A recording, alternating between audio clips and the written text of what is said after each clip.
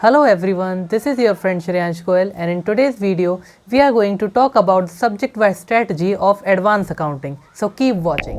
Accounting standards को कैसे पढ़ना है। बहुत सारे लोग हैं जो एक चीज़ मिस कर रहे हैं और मैक्सिमम तरीके से बहुत अच्छे से अपना सब्जेक्ट कवर कर पाओ। आपका बेस्ट रिवीजन होगा, इससे आपकी सारी चीज़ें कवर हो रही है। एक तरीका और भी है रिवीजन की, लोग कहेंगे आप सीईओ यार आपको पता नहीं है वाला थिंकिंग कभी पास नहीं होगा। वीडियो को एंड तक ज़रूर देखना। बहुत मैं वीडियोस में देख रहा हूँ कि जो एवरेज ड्यूरेशन है वॉच टाइम का वो बहुत ज़्यादा नहीं है। इसका मतलब आप जो भी चीज़ें मैं बोलता हूँ वीडियो में आप वो मिस कर रहे हो। ये थोड़ा आपके लिए डिसएडवांटेज है, क्योंकि अगर आप एंड तक नहीं देखोगे तो हो सकता है कुछ मैं ऐसा पॉइंट बोल जाऊँ जो आपके लिए तो बेनिफिशियल था बट आप उस वीडियो पर रुके नहीं, इस वजह से वो आप तक पहुँच नहीं पाया। आप देख रहे हैं मैं दिन रात इसी चीज़ पे काम कर रहा हूँ कि आप तक कैसे ना कैसे बेस्ट इन्फॉर्मेशन और बेस्ट मेथड्स पहुँचा सकूँ ताकि आप अपने एग्ज़ाम में अच्छा कर सकें। तो आपकी भी ड्यूटी बनती है कि आप वीडियोस को एंड तक देखें और चैनल को सब्सक्राइब करें ताकि हर वीडियो आप तक आसानी से पहुँच पाए। हमारा जो सिलेबस है वो 2 पार्ट्स में कवर है। फर्स्ट इज अकाउंटिंग स्टैंडर्ड और सेकंड है वो जो सारे balance chapters like issue of shares and reconstruction and amalgamation, वो सारे चैप्टर्स हैं जो सेकंड पार्ट में है। जो हमारी इंटर की न्यू स्कीम में मॉड्यूल है एडवांस अकाउंटिंग के, वो मैंने चेकआउट करे। उसमें मैंने देखा कि 3 मॉड्यूल हैं। फर्स्ट में इंट्रोडक्शन दिया हुआ है टू अकाउंटिंग स्टैंडर्ड्स और जितने भी हमारे रेगुलेटरी फ्रेमवर्क्स होते हैं, कैसे हम अकाउंटिंग स्टैंडर्ड्स यूज़ होते हैं, कहाँ बने हैं, क्या कमिटीज़ एंड ऑल, वो सब दिया हुआ है। एंड सेकंड में एक्चुअल में अकाउंटिंग स्टैंडर्ड सारे दिए हुए हैं। थर्ड मॉड्यूल में रेसिडुअल चैप्टर्स दिए हुए हैं जैसे financial statements of company, reconstruction of company, amalgamation of company, ये सब कुछ दिया हुआ है। तो इस वीडियो में मैं हर चीज़ के बारे में बात करूँगा, किस चीज़ को आपको कैसे अप्रोच करना है, और इसमें मैं आपको ये भी सिखाऊंगा कि अकाउंटिंग स्टैंडर्ड्स को कैसे पढ़ना है। हो सकता है आपके लिए मुश्किल पड़े क्योंकि आप फर्स्ट टाइम अकाउंटिंग स्टैंडर्ड्स को टैकल कर रहे हो, तो वो भी मैं आपको इंसाइट दूंगा कि कैसे अकाउंटिंग स्टैंडर्ड्स पढ़ा जाता है, ठीक है। और साथ ही साथ ये भी बताता चलूँगा कि क्या क्या चीज़ें उसमें इंपॉर्टेंट होती हैं जो बुक में आपको अलग से नोटिस करनी है कि ये चीज़ कहाँ पे दी हुई है और वो चीज़ कहाँ पे दी हुई है, ताकि आप उसे अंडरलाइन करो आप या फिर उसे आप याद करो। कुल मिला के बात ये है, ठीक है। तो स्टार्ट करते हैं। सबसे पहले मैं आपको बताता हूँ अकाउंटिंग स्टैंडर्ड्स कैसे पढ़ने हैं। बहुत सारे लोग हैं जो एक चीज़ मिस कर रहे हैं, जो मैंने भी अभी अभी रियलाइज़ करी है कुछ दिन पहले। अकाउंटिंग स्टैंडर्ड जब आप पढ़ोगे तो उसमें शुरू में एक इंट्रोडक्शन दिया होता है। हर अकाउंटिंग स्टैंडर्ड के शुरू में एक इंट्रोडक्शन दिया है, उसे सब स्किप करते हैं। मैंने भी अपनी पूरी सी इंटर में उसे स्किप किया है, जिसका रेलेवेंस मुझे अब समझ में आया और वो बहुत ज़्यादा इंपॉर्टेंट चीज़ है। मैं एक यूट्यूब पे वीडियो देख रहा था जिसमें एक प्रोफेसर थे बाहर किसी यूनिवर्सिटी के, उनका नाम याद नहीं है मुझे, I will refer that video in description. उन्होंने बताया कि जब भी हम कोई नई चीज़ पढ़ते हैं अपने टेक्स्ट बुक्स में, उसको पढ़ने के लिए हमारे पास कोई ऑब्जेक्टिव नहीं होता, और जब हमारे पास ऑब्जेक्टिव नहीं होता तो बस हम उसे प्लेन रीड कर रहे होते हैं अपनी आंखों के सामने से, हम उसे मेमोराइज़ नहीं कर पाते बहुत ज़्यादा, मतलब इनटेक उसका बहुत ज़्यादा नहीं कर पाते। क्यों? क्योंकि हमारे पास कोई ऑब्जेक्टिव ही नहीं है। मतलब जब मैं किसी क्वेश्चन का आंसर ही नहीं ढूंढ रहा हूँ तो फिर मैं पढ़ क्यों रहा हूँ कोई चीज़। मेरा दिमाग इस तरीके से उस चीज़ को लेगा जब मैं प्लेन रीडिंग किसी भी चीज़ को, कोई भी नया चैप्टर A to Z में पढ़ना शुरू करता हूँ। तो इस वजह से वो जो इंट्रोडक्शन है ना, वो यहाँ पे हमारी मदद करेगा। इंट्रोडक्शन में दिया होता है कि ये AS का ऑब्जेक्टिव क्या है, ये क्यों बनाया गया है। सेकेंडली उसमें ये दिया होता है कि ये किस पर बात करेगा, उसमें सारी चीज़ें दी होंगी। लाइक कोई भी एक AS उठा लेते हैं, मैं ब्लाइंडली ले रहा हूँ कोई भी AS, देखिए लेते हैं AS 22 accounting for taxes on income. इसमें अगर मैं जो चीज़ ढूंढना चाहूँ जो मुझे पूरे AS में ढूंढनी है, standard prescribes accounting treatment of taxes on income and follows the concept of matching expenses, ठीक है। पहली चीज़ मुझे मिल गई कि जो हमारा इनकम है उस पर कैसे टैक्स की अकाउंटिंग करनी है, अकाउंटिंग पर्पस से कैसे टैक्स का ट्रीटमेंट करना है वो, और दूसरे नंबर पे मैच करता है ये AS एक्सपेंसेस को रेवेन्यू से, ठीक है। अब एक और चीज़ इसमें मुझे मिली, वो ये थी कि टैक्सेबल इनकम डिफरेंट हो जाती है income reported in the financial statement में, तो वो चीज़, तो उसका जो डिफरेंस है वो कैसे हम रिफ्लेक्ट करेंगे अकाउंट में। अब वो 2 चीज़ें मैं क्या ढूंढूंगा जब मैं AS पढ़ूंगा। पहला ये कि कैसे अकाउंटिंग की जाती है जो टैक्स हमें लगता है by government in are financial statement, और दूसरा ये कि जब हमारी टैक्सेबल इनकम और अकाउंटिंग इनकम अलग होगी तो उसके डिफरेंस को कैसे मैं अपने अकाउंट्स में रिफ्लेक्ट करूँगा। मिल गए मुझे अपने ऑब्जेक्टिव, मिल गए मुझे क्वेश्चंस जिनके आंसर अब मुझे नहीं पता, अब ये AS में पढ़ूंगा और उसके आंसर फाइंड आउट करूँगा। तो इससे फ़ायदा आप देख रहे हो कितना ज़्यादा होगा। सबसे पहले तो ये कि आपको समझ में आएगा ये AS क्यों बना है। अगर कोई आपसे पूछता है AS 22 क्या बताता है, कुछ नहीं करना, आपको यही बताना है जो आप एज अ क्वेश्चन ले रहे हो, एज अ इंट्रोडक्शन में पढ़ रहे हो, ये बताता है AS 22।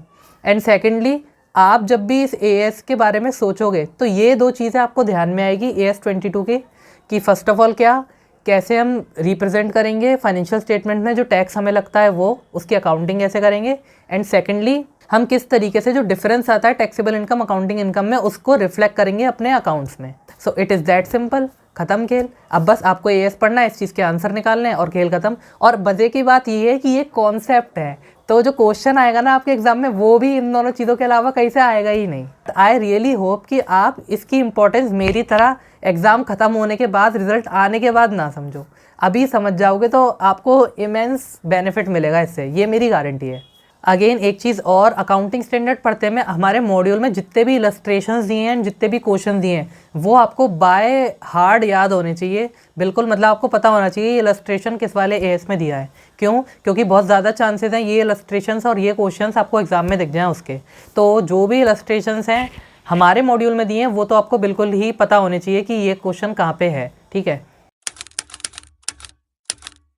अब आपको क्लासेस के टाइम क्या करना है ताकि आप मैक्सिमम बेनिफिट ले पाओ अपनी क्लासेस का और मैक्सिमम तरीके से बहुत अच्छे से अपना सब्जेक्ट कवर कर पाओ। जो भी आपको क्लास में पढ़ाया जा रहा है, जिन भी टीचर से आप पढ़ रहे हैं, आपको वो तो मन लगा के पढ़ना है, उनको फॉलो करना है। उसके ऊपर से आपको एक चीज़ ये करनी है कि जो भी उनकी बुक है उसमें आपको मार्क करनी है 3 चीज़ें। फर्स्ट कि ईजी क्वेश्चन कौन सा है जो सर कराते हैं, कॉन्सेप्ट को जब एक्सप्लेन किया जाता है तो एक इजी क्वेश्चन से स्टार्ट किया जाता है ताकि आप उसमें थोड़ा ढल जाओ, थोड़ा उसका हैबिट बना लो। उसके बाद कुछ ट्रिकी क्वेश्चंस होते हैं, जो कुछ ट्रिकी एंट्रीज होती हैं, कुछ एडजस्टमेंट्स होते हैं जो कि स्पेशल होते हैं।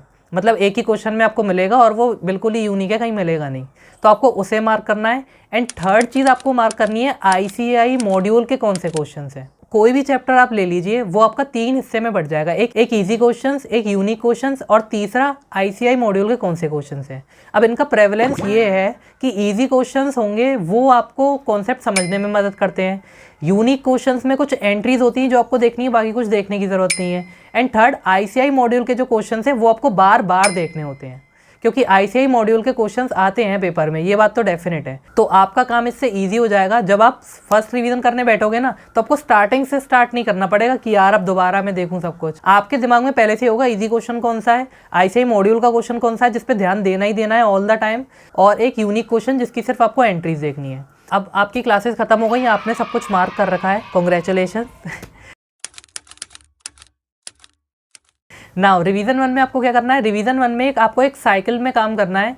सबसे पहले आपको क्या करना है, कॉन्सेप्ट पढ़िए, उससे रिलेटेड एक सिंपल क्वेश्चन करिए जो आपने मार्क कर रखा है, आपको पता है सिंपल कौन सा है, तो उसमें से एक सिंपल क्वेश्चन कर लीजिए। आपको जैसी उस पर ग्रिप आ जाती है कि हाँ यार ये मुझे आ गया, तो उसके बाद आप ICAI मॉड्यूल के क्वेश्चन करिए जो कि बहुत इंपॉर्टेंट है। उसके बाद लास्ट में ट्रिकी क्वेश्चंस की वो एंट्री देखिए जो कि आपको नहीं आएगी, जो यूनिक है, ऑब्वियस सी बात है, वो आपको याद ही करनी है। अगर आपको कहीं दिख गई वो चीज़ तो आपको ऐसे ही करनी है, वो यूनिक है। ये 3 चीज़ें आपने करी। अब इसमें ऐसा नहीं हो सकता कि आप सारी चीज़ें एक बार में कर लोगे, आप कहीं ना कहीं लैग करोगे।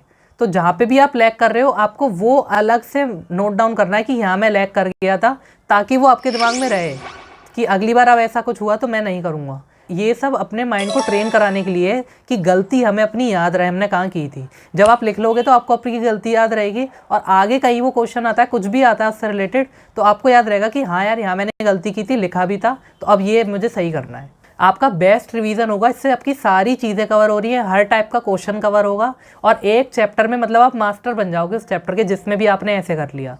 आप फिर अपने फ्रेंड से पूछोगे भाई कुछ दिक्कत हो तो बता दियो उस चैप्टर में, या फिर पूरे सब्जेक्ट में कोई दिक्कत हो तो मुझे बताइयो। मैं बहुत अच्छी तरीके से कपड़े धोता हूँ, इसको बिल्कुल नहीं आता, मैं इसको बिल्कुल सिखा दूंगा।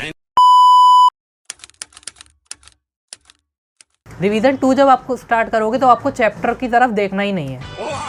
क्यों नहीं देखना? आप एक चीज़ 2 बार पढ़ चुके हो। एक बार आपको सर ने बताई जब आप क्लास कर रहे थे, आपने उसका होमवर्क भी कर लिया है। दूसरे टाइम आप उससे रिवीजन 1 में भी पढ़ चुके हो।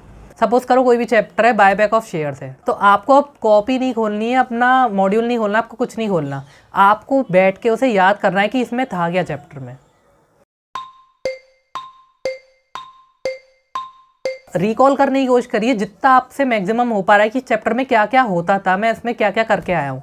सब जो भी आपको याद आ रहा है A to Z, कोई रिप्रेजेंटेशन, कोई डिस्क्लोजर, आपको कुछ भी याद आ रहा हो आप सब याद करिए। इससे क्या होगा, सबसे पहले आपको ये याद रहेगा कि आपको क्या आता है। दूसरे नंबर पे आपको पता पड़ेगा आप कहाँ लैग कर रहे हो। जब आपको ये पता पड़ेगा आपको क्या आता है तो आपको उस पर टाइम वेस्ट करने की ज़रूरत ही नहीं है। हमारी पता नहीं क्या हैबिट डली हुई है, हम चीज़ों को शुरू से पढ़ना शुरू कर देते हैं। भाई जब एक बार पढ़ ली कोई चीज़ तो फिर उसको दोबारा क्यों पढ़ना है जब आपको आती है। और जब आप रिकॉल करोगे ऐसा हो ही नहीं सकता आपको कुछ याद नहीं आए, क्योंकि आपने कर रखा है। सिंपल सी बात है, अभी तो रिवीजन 1 में पढ़ा था, रिवीजन 2 में क्या है बिल्कुल ही याद नहीं आएगा, ऐसा नहीं हो सकता। तो आपको मैं तो कह रहा हूँ 30% तो याद आएगा, तो वो 30% दोबारा क्यों पढ़ना है जब आता है तो। बट अगर आप ऐसा नहीं करोगे, आप दोबारा रीड करना प्लेन शुरू कर दोगे तो वो 30% भी आप पढ़ रहे हो जो कि आपको आता है, तो उसमें कोई भी सेंस नहीं। जो आपको नहीं आता वो पढ़ो ना यार। आप जब भी कोई चीज़ दोबारा पढ़ रहे हो उसे रिकॉल करने की कोशिश करो कि यार इसमें मुझे क्या याद आ रहा है। उसको स्किप करके जो बाकी का 80% है 70% है उसे पढ़ो, ताकि वो और आपके दिमाग में अंदर जाए। अरे बस कर भाई। अगेन रिवीजन 2 भी आपका रहेगा वैसे ही, simple question, ICI module and tricky ones. But क्योंकि वो रिवीजन 2 है, क्योंकि आप चीज़ें रिकॉल हो रही होंगी, सिंपल क्वेश्चंस करने की आपको ज़रूरत ही नहीं पड़ेगी, क्योंकि वो आपको रिकॉल हो जाएंगे। एक तरीका और भी है रिवीजन 2 को अंजाम देने का, वो ये है कि आप रिवीजन 2 में टेस्ट लेना शुरू कर लो। जैसे हर हफ्ते आप एक सब्जेक्ट का टेस्ट दोगे एंड अगेन वो आपका रिवीजन 2 हो गया और एंड में आपको एक टेस्ट देना है। इससे क्या है, एक एज मिलता है, मतलब हमारे माइंड को क्या एक ऑब्जेक्टिव मिल जाता है कि मैं किस लिए पढ़ रहा हूँ। बहुत ज़्यादा मतलब हम कॉन्सेंट्रेट हो जाते हैं क्योंकि हमें स्कोर करना होता है। तो आप अपना revision 2 as a test series plan कर लीजिए, जो कि मैं अपनी पहले वाली वीडियो में भी बता चुका हूँ, जो प्लानिंग पर थी, आपको ऊपर आई बटन में दिख जाएगी ना। अब आपका एक मिथ और दूर कर देता हूँ इस वीडियो में, वो ये है कि बहुत सारे स्टूडेंट्स को लग रहा होगा कि ये 2 सब्जेक्ट मिलके एक सब्जेक्ट बन गया है तो हमारे ऊपर बहुत ज़्यादा लोड आ गया है। ऐसा कुछ भी नहीं है, आप मेरी बात का करिए। जब 2 सब्जेक्ट की जो टेंशन होती है ना, और जो उनका अलग अलग सिलेबस होता है, वो है अकाउंट्स ही, और फिर वो आपस में मिल जाता है। एडवांस अकाउंट और अकाउंट में क्या चैप्टर थे वो समझ नहीं आते, वो सारी आपकी टेंशन दूर कर दी है आईसीआई ने। मेजॉरिटी ऑफ स्टूडेंट्स को इंक्लूडिंग मी यही समझ नहीं आता था कि यार ये चैप्टर अकाउंट्स का या एडवांस अकाउंट का। एंड अपार्ट फ्रॉम इट बहुत सारे उल्टे सीधे चैप्टर थे, जैसे हायर परचेज हो गया, वो ज़्यादा उल्टा सीधा नहीं था बट था, कभी बार ऐसा आ जाता था कि पता नहीं। और इंश्योरेंस क्लेम वाला चैप्टर है शायद, वो भी हट चुका है आप। और ऐसे ही बहुत सारे चैप्टर्स हैं जो रेलेवेंट बहुत ज़्यादा नहीं थे, मतलब वो कंपनी के जो अकाउंटिंग होती है उससे क्या थोड़ा डाइवर्ज कर जाते थे, तो इस वजह से वो चैप्टर्स हट गए। आपके लिए बहुत ज़्यादा फायदा है, अब आपको कंपनी पर फोकस करना है। देखिए अकाउंटिंग स्टैंडर्ड्स में कुछ स्टैंडर्ड्स हैं जो बहुत बड़े होते हैं, जो बहुत ज़्यादा लेंथी होते हैं, जो समझ नहीं आते। अपार्ट फ्रॉम इट एक अमालगमेशन का चैप्टर है जो थोड़ा डिफिकल्ट पड़ता है।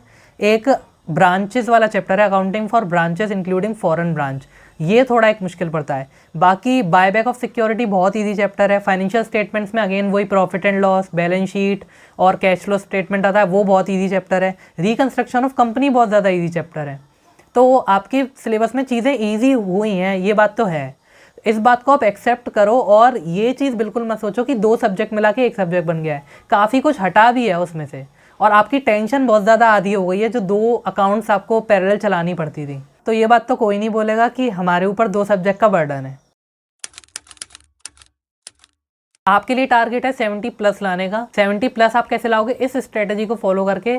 ये स्ट्रेटजी में मैंने इम्प्रूवमेंट भी करे हैं और आपको भी लग रहा होगा यार ये आदमी सही बोल रहा है। और आज आप सब कमेंट में लिख कर जाओगे कि आपको कितने मार्क्स स्कोर करने हैं, और 70 से नीचे कोई नहीं लिखेगा। अकाउंट्स ऐसा सब्जेक्ट है, हमारे लिए बहुत इंपॉर्टेंट है। और 60 से नीचे तो सोच भी मत लेना गलती से भी। एक बात पता है क्या है टारगेट करने के पीछे, 100% रिजल्ट तो कहीं नहीं आता। अगर आप 40 टारगेट करोगे तो आप तो फेल ही होने हो, आपने पहले से ही मतलब अपना फेल होने का टारगेट बनाया है। पर अगर आप 60 टारगेट करते हो तो आपके 50-55 कहीं आएंगे, 45 आएंगे। टारगेट करने के पीछे साइकोलॉजिकल रीज़न ये है कि आप जो भी टारगेट करते हो उसे 100% तो अचीव कर ही नहीं सकते। 40 के लिए मेहनत कर रहे हो, 40 नहीं आएंगे। 50 के लिए मेहनत कर रहे हो, 50 मुश्किल है। 60 के लिए 60 मुश्किल है, 70 वाले के लिए 70 मुश्किल है। तो जो लोग 40 वाली थिंकिंग रखते हैं कि मुझे तो बस 40 लाने हैं, वो कभी भी पास नहीं होंगे। बहुत ज़्यादा रेयर केस है, पास हो गए तो हो गए, 40 वाला थिंकिंग कभी पास नहीं होगी। इसी तरीके से 50 लाओगे तो 40 पे आके कहीं अटकोगे। इस वजह से कहा जाता है कि यार कम से कम ड्रीम तो बड़ा करो अपना, उसे अचीव नहीं कर पाओगे तो एटलीस्ट उससे नीचे रहोगे, वो दुनिया भी तो बहुत अच्छी मिलेगी। बट अगर आप ड्रीम ही बहुत छोटा कर रहे हो तो फिर उससे नीचे भी आप कहाँ ही स्टैंड करोगे। तो इस स्ट्रेटजी को फॉलो करना, और यार मन से करना। ये नहीं हो कि आपने यार वीडियो सुन ली और फिर उसके बाद आप अपना ही गणित लगा रहे हो और फिर उसके बाद वो चीज़ें कवर नहीं हो पा रही। अपना गणित लगाओ बट कहीं पे भी इफेक्टिवनेस कम नहीं होनी चाहिए, 100% सब कवर होना चाहिए।